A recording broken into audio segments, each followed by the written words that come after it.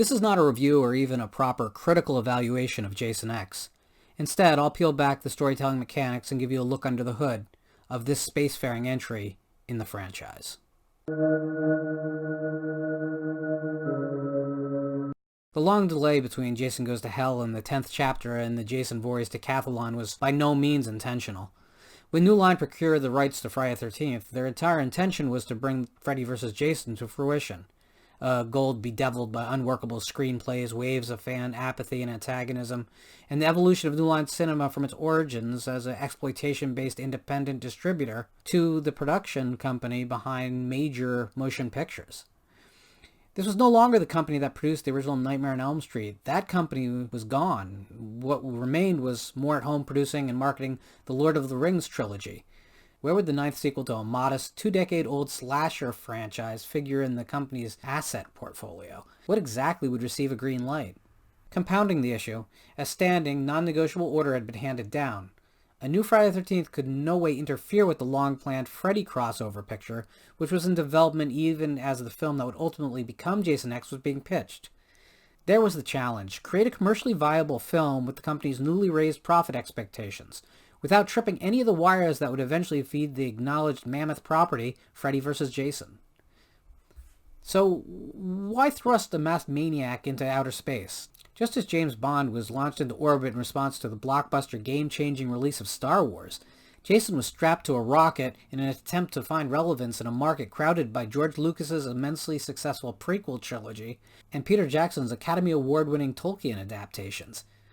Adding a strong fantasy or science fiction element must have seemed like exactly the kind of stunt gimmick that the series needed to keep the character fresh in the public mind.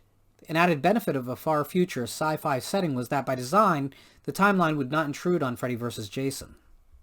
Ironically, then, Jason X would look to ancient Egypt, or at least the golden age of Hollywood's depiction of it, for its basic framework of the film that they're going to set in the future. Borrowing heavily from Universal's 1932 Boris Karloff vehicle, The Mummy, Jason X tells the story of an ancient villain fueled by misguided vengeance who is brought by archaeologists from his tomb in the old world to the new. Once aboard the Grendel, Jason, like Imhotep before him, resumes his pursuit of a woman from his own time. Reincarnation doesn't play a role here. Rowan was brought directly from the near future to the far future in order to serve as an identifying point for the viewer. But this plot mechanism is introduced more out of tradition than necessity, since the environment aboard the spaceship is in fact never really alien. Society, gender roles, military structure, and politics don't seem to have changed at all since the early 21st century. This presents the film with the first of its many challenges: how to utilize a new setting effectively without straying outside the lines of the elements that make a Friday the 13th a Friday the 13th. Those things that a Friday must contain to satisfy its audience.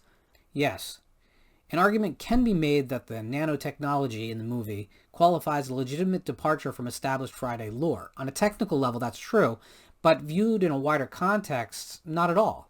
Jason, after all, has been resurrected by lightning, a psychic blonde, underwater electrical lines, and, here even, proximity to sex. In general terms, he doesn't need the nanobots. They only sped up the process. Even the Grendel, in spite of its elaborate futuristic design, is really indistinguishable from Manhattan's traditional nautical vessel, the Lazarus. The science fiction trappings never inform the plot itself, and that's the film's central conceptual problem. That aside, Jason X is a far more divisive film among fans than it probably deserves.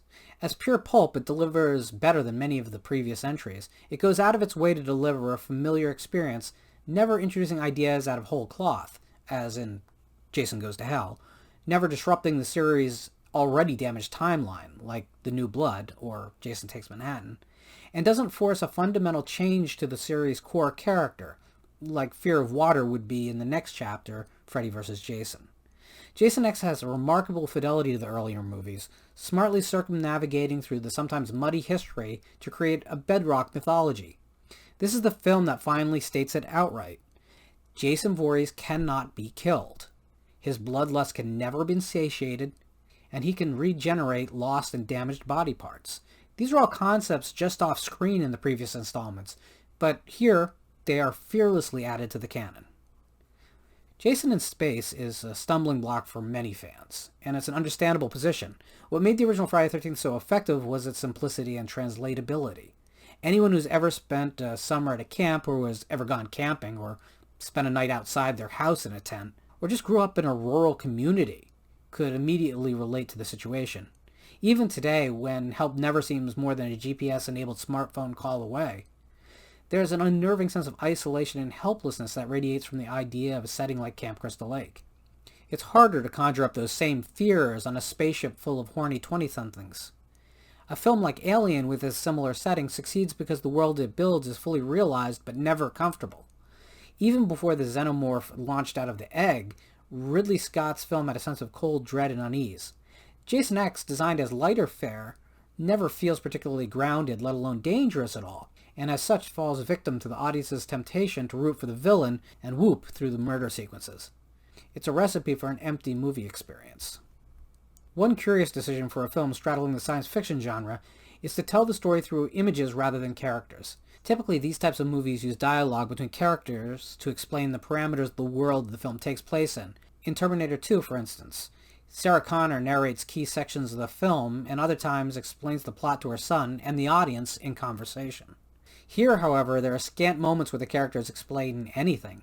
The nanobots, for instance, are shown at work without any detailed explanation of how the tiny machines actually build new tissue, match blood types, or overcome cellular rejection.